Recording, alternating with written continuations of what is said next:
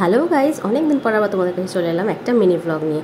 আজকে একটা বিয়েবাড়ির নিমন্ত্রণ আছে। এই গরমের মধ্যে বিয়েবাড়িতে মানে যেতে তো ইচ্ছা করেই অবশ্যই, বাট ভয়ও লাগে গরমে যাওয়ার জন্য। কিন্তু আমি যাবো ভেবেই রেখেছি, সেই কারণে রেডিও হয়ে নিচ্ছি। আর সোনাইকে মা বাপির সাথে পাঠিয়ে দিয়েছি মায়ের বাড়িতে, তো মায়ের কাছেই আসে এখন। আর ঘর ফাঁকা রয়েছে, আমি একদম দিব্যি সাজাগোজা করে নিতে পারছি। সোনাই তাহলে তো সাজতে বুঝতে পারতামই না, তো সেই জন্য শুরু করে দিয়েছি। আর দেখো ঘরদোরের অবস্থা কীরকম নোংরা জঘন্য হয়ে আছে। আর এদিকে মামি এসেছে, গল্প করতে করতে সাজছি। আর এখানে সুমন গিফটটা প্যাক করে নিচ্ছে। তারপরে আমার একটু সাজ বাকি রয়েছে, মোটামুটি হয়ে এসেছে। এই গরমের মধ্যে মানে সাজতেও ইচ্ছা করে, আবার ভয়ও লাগে। তো যাই হোক, বিয়েবাড়ি যেতে হবে, একটু সাজুগুজু তো করতেই হবে, না নাহলে তো মানায় না।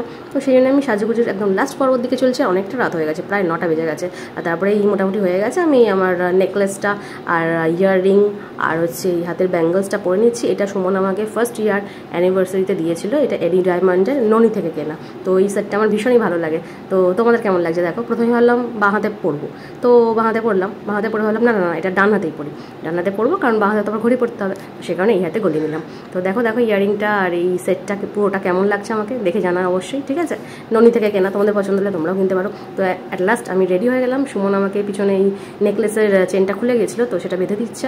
একদম পুরোপুরি রেডি, সুমনও রেডি হয়ে গেছে। তো এবার আমরা বেরোবো, অনেকটা রাত হয়ে গেছে। চলে তাড়াতাড়ি করো। সুমনকে তাই বলছিলাম, সুমনই অ্যাকচুয়ালি আমাকে তাড়া দিচ্ছিলো। আমার তো মোটামুটি হয়ে গেছে। সুমন করলাম একটু ক্যামেরাটা ধরো, আমার পুরো ড্রেসটা একটু দেখিয়ে নাও। তো শাড়িটা কেমন লাগছে বলো, শাড়িটা আর ব্লাউজটা। চলো এবার যাওয়া যাক বিয়েবাড়িতে।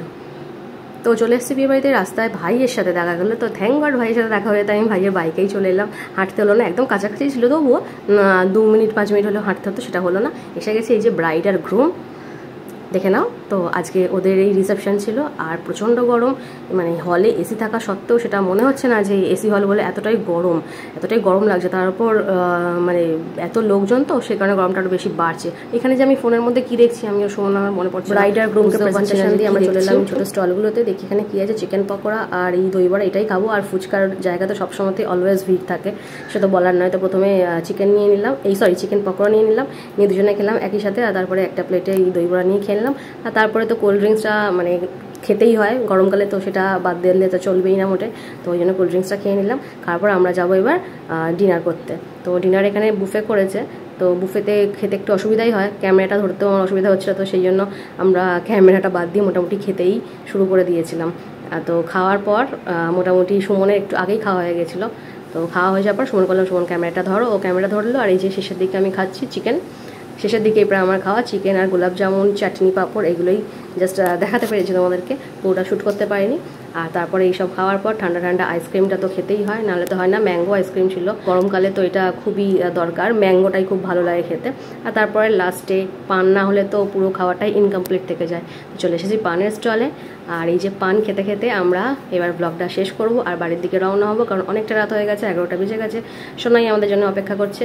এখন আমি আমার ফ্ল্যাটে ফিরবো না, একেবারে বাড়িতে ফিরবো, মা বাপির কাছেই থাকবো সোনাইয়ের সাথে। তো পানের সাথে শেষ করলাম, দেখা হবে নতুন একটা ব্লগের সাথে। শুভরাত্রি, সবাই ভালো থেকো, টাটা, বাই বাই।